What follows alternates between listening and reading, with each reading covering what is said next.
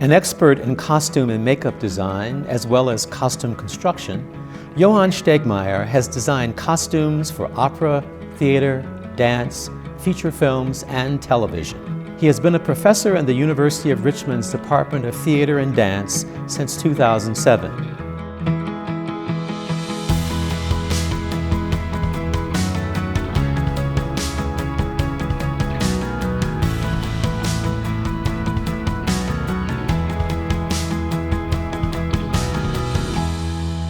I'm really excited to learn more about your background. To begin with, tell me, how did you get into the field of costume design? It started in high school, that I was in a production of West Side Story, and a professional designer had been hired, and the professional designer showed up with a trunk of clothes and never returned. And my drama teacher pointed to me and said, "Unpack those clothes." And so I took over the project, and that was my first sort of costume assemblage, and I loved it.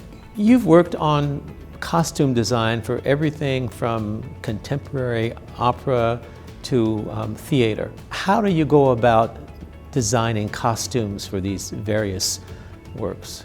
I began with a script or a libretto and music if it's an opera or a ballet. And I have a kind of wild ride of research and investigation, and then with that information that I start a collaborative process with the other people involved. Where the areas differ and where the design starts to change is when you're manifesting it. You've traveled the world designing costumes for various operas.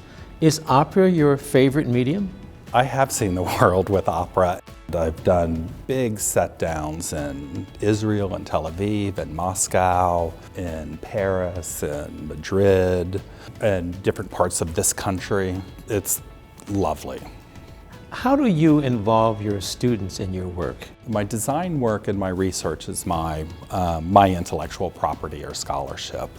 But the second that I bring it onto the campus, then it becomes a teaching tool.